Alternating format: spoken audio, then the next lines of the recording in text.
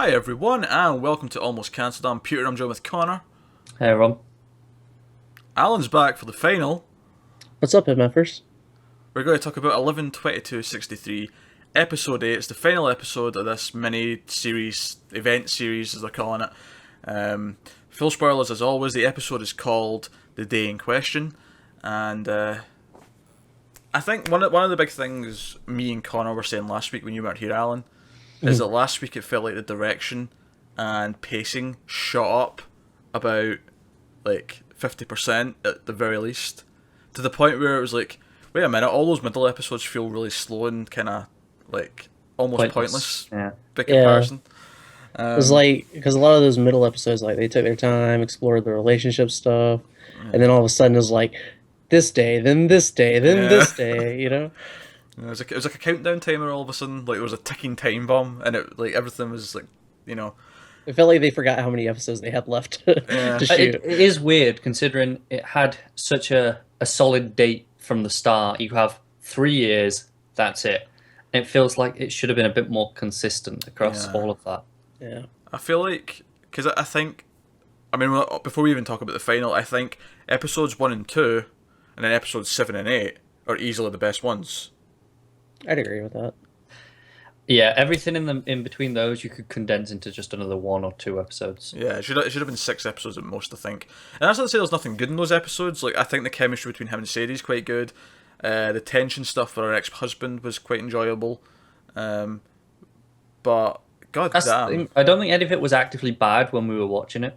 It's just when you look back, you're like, how much of that did we really need? Yeah. Yeah, Like, I think a lot of it comes from Bill, though. His brother character. Yeah, I feel like you could have 'cause- cut out entirely and you would lose nothing from the overall plot.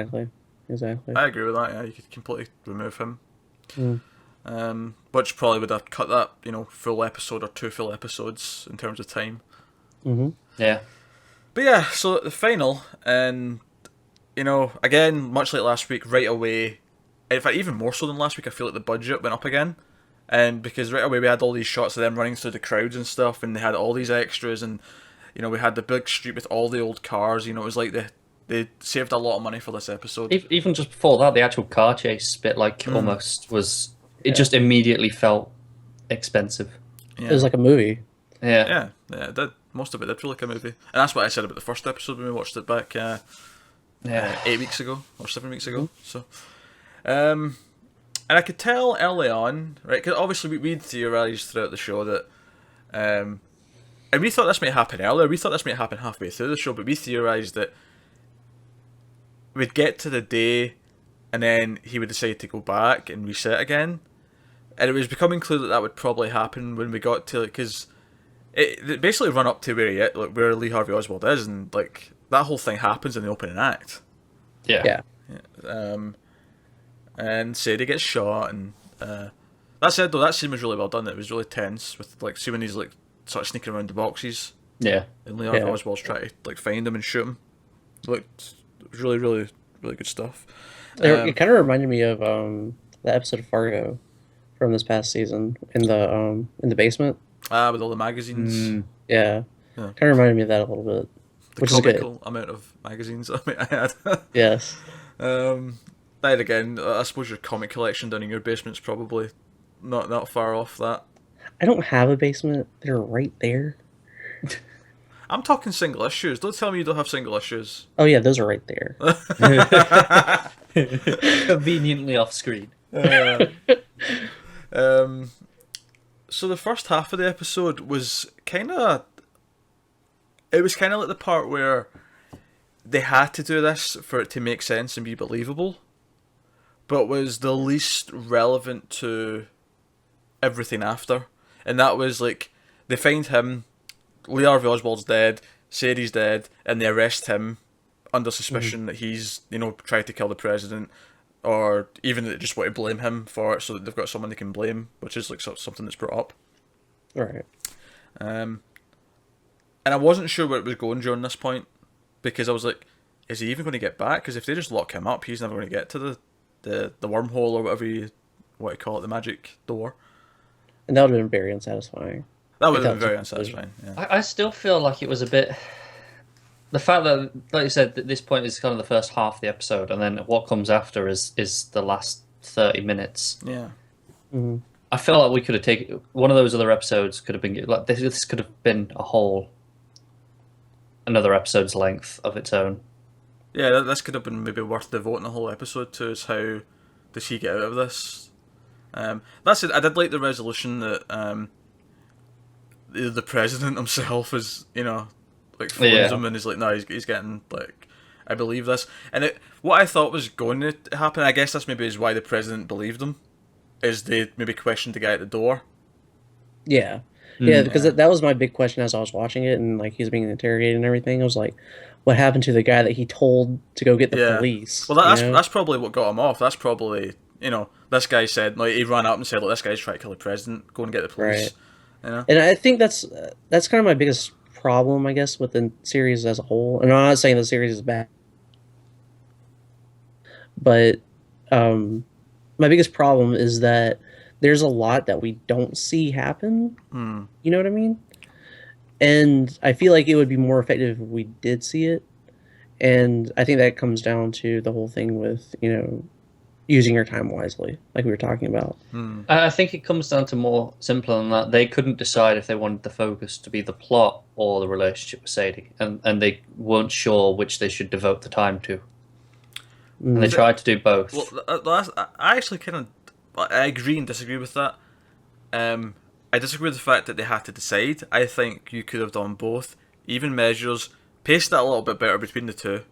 But if you take out all the Bill stuff, you have plenty of time. You have time for both of us. So yeah, I don't know. I don't know why this Bill decision was there. Really, I think it was there to give him a character that wasn't a love interest that he could spill his guts to, essentially, just like as a person who's from the future who just helps him while he. I guess just to sort of stop it being narration, I suppose. Yeah. But ultimately, it makes him kind of a very weak character, I guess. Yeah, because he's just there for that purpose, not for anything else. Yeah, and I talked to Mindy after I watched it and everything, and about all the spoiler stuff, which I won't mention. I'll save all that stuff for people who want to read the book and everything. But like, there was some other stuff that I feel like would have been more interesting to me to see from the book as opposed to having Bill there. But there's, like, ultimately, from what she tells me, the book isn't that much different from the series. Yeah, for listeners at home, that was not a spaceship. That was, I believe, a truck outside Connor's. It's not outside mine. Oh, no, I think it was an airplane outside my house. Oh, it was an airplane. All right, okay. Yeah. I was like, that sounds pretty ominous. That one. It was, as you were talking about that. Like, sorry. Are the Martians coming to take Alan away now? Is that what's happening? They don't want me to spoil anything. Yeah, so I thought that stuff was I thought it was well done. I thought it was good. Like I thought, like, again, the direction in this was stepped up a notch. So everything with them sitting in that interrogation room looked good. yeah. Yeah, it was really well put together. I really like that image of Agent Hosty, the FBI guy, sitting across from him smoking in the dark. I really like the way that looked. It looked very like 1940s noir. Yeah. Did anyone else for a second think he might know about time travel? Like, cause see when he sits down, he's like, "Now we can speak freely." I'm like, wait a minute. That would have been so fucking cool. Yeah. I was like, there's a whole other dimension to this story. Yeah. Like, I got that as well, because when he was running up to us, there was stuff written on the walls, and one of them was "You're the patsy." Like I thought that it was really in on it and everything. Although there was a red room as well on there that I thought was cool. Yeah.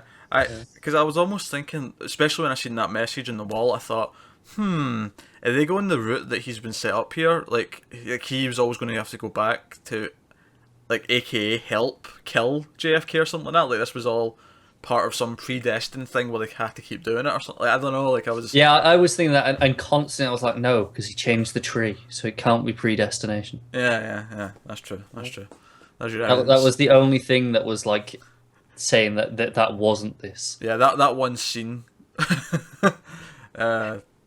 like, it gives you so much in terms of theorizing for the rest of this. But yeah.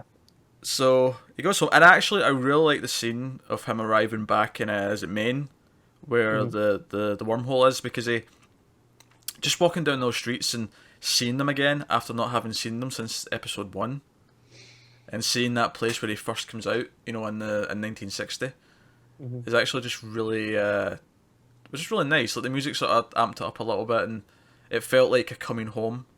And you get the idea, he's been gone for 3 years, and he's finally going home. It's it was I don't know, it was a good moment. I thought it was good. And then he goes through the wormhole, and then we get to some proper science fiction stuff, because it comes back to present day, and oh shit, the apocalypse has happened. You can tell as soon as he steps through, it's still focused on his face, but the filter kicks in. It's like, okay, the colour shit's just gone changes. wrong. Yeah. And we're in, nuclear fallout US, and he runs into the janitor from his school, who he saved as a kid, who I actually didn't recognise at first because it's been so long since we've seen him. It took me like a couple of seconds to clock who it was. I had to ask same. Mindy. I was like, "Who is that?" It took me until he opened his mouth, because he has quite a distinctive speech pattern. Yeah.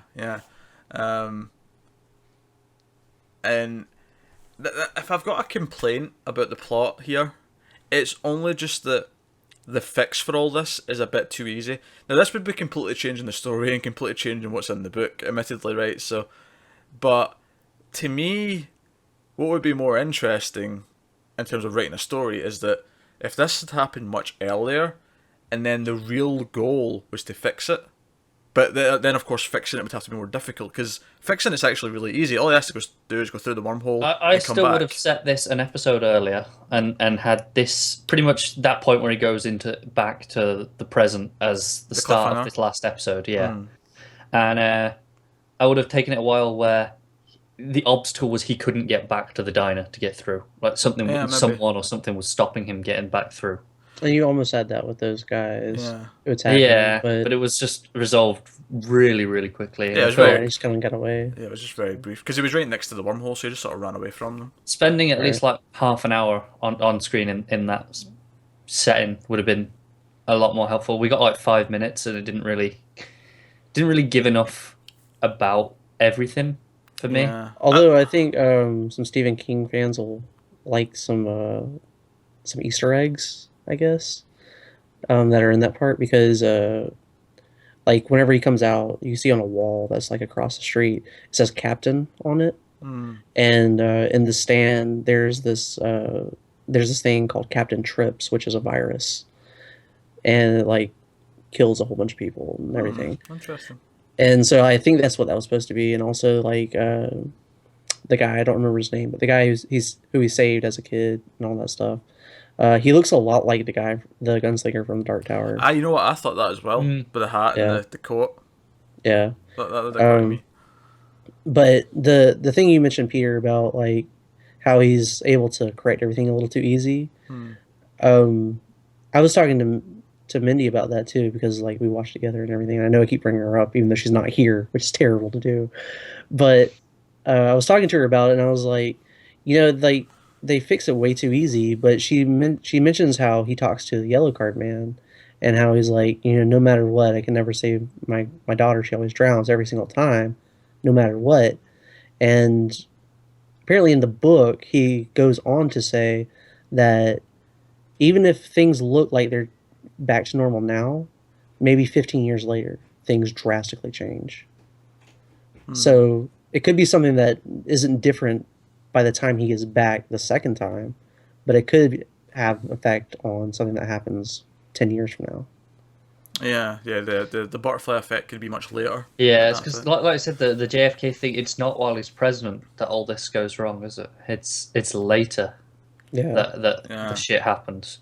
Because presumably, I mean, a lot of it's just kind of implied, but they never go to Vietnam, and then, I guess the Cold War escalates. I'm assuming it was the Cold War that turned into a nuclear war. Yeah, I would guess so. You'd have to imagine it would be.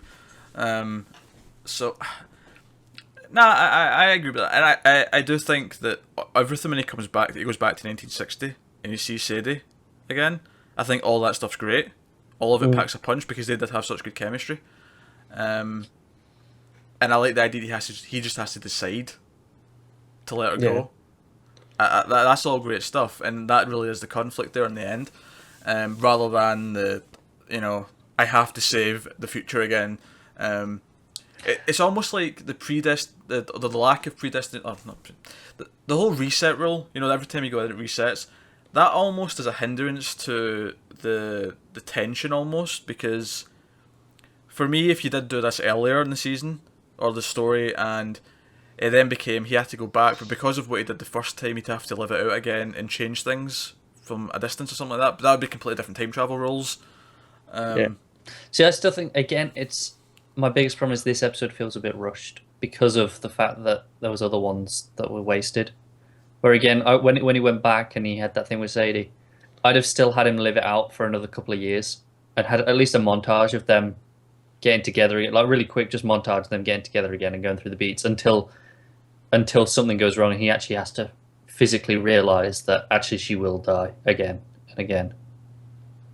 Even if she doesn't die, even if he stays there for a couple of years and then leaves her, he might have just changed enough by living with her for 2 years that. Yeah. Yeah. So. I just feel like more than just one meeting would have been more effective if it would have been like a bit of a montage sort of thing. Maybe. That said, though, I do think all those. I think those are the best scenes in the episode. Is when he goes back. And They he sees are. her when she's young. Yeah. They are. I liked it whenever like he goes to see her as she's old and accepting that award. Yeah, well, that's at the the ending of school. the show. So I mean. Yeah, I mean, I thought that was great. I thought that was a nice bow to kind of wrap it all up with. Yeah. It reminded me almost of like a Steve Rogers, Peggy Carter type of thing. Yeah, a little bit. Yeah, I can see that. Mm-hmm. It does. It's almost a little bit weird then that she didn't really become a part of the show until episode 3 or 4. I think it was 3. But I don't know. Obviously, we're pointing out some things that aren't perfect and don't work quite as well. But I do think that emotionally, from a character perspective, everything in those last 20-30 minutes worked really well. And it's strange that I care more about that than I do, crazy time travel stuff and, I've altered the future and I have to go back and fix it. Like, that almost felt like, I don't really care, but I care about the fact that he has to make this choice. People matter. Plot doesn't matter. It's nice when both matters, though. Yeah. Yeah. And it would be nice if all the people included mattered, unlike fucking Bill. You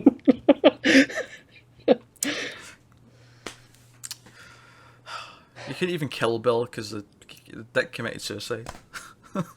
That selfish that. prick. Yeah. Suicide is always selfish, either because people care or because people want to kill you themselves. Either way, it's selfish. Oh dear. So yeah, he goes to see Sadie when she's old, and some nice moments there. A little bit on the nose, perhaps, in places, but I did really like the line where she says, I swear I know you, and he says, in another life or something like that. That was, Yeah. and I thought that was a really That nice line. actually brought up something to me. Do they have any sort of recollection of this alternate timeline? Because when he went back to visit her in 1960 and she was young, she kind of sort of recognised him a little bit. What I took that as just meaning, to get a little bit spiritual, I took that as meaning like a sort of, like there's just a sort of deep connection because of love and They're like destined to be together. yeah, it's like a soul link kind of thing. Like I'm getting really mushy and philosophical here, but like I took that to mean that rather than she's actually remembering things. Yeah, no, I didn't think it was as far as remembering. I was more just like- wondering if there was actually, like the timeline had left an impression. I would describe it more as like a weird kind of deja vu kind of thing, is the way I took it. Like a sort of like romance deja vu. It's Which, like by the glitch in way, the Matrix. speaking of deja vu, I had a weird case of deja vu in this episode actually, and not because they actually did repeated, scenes from the pilot. It was when they stepped outside at the diner to talk, and he walked up to me. I got this weird feeling of deja vu. I don't know why. Like I'd seen this scene already. It was weird.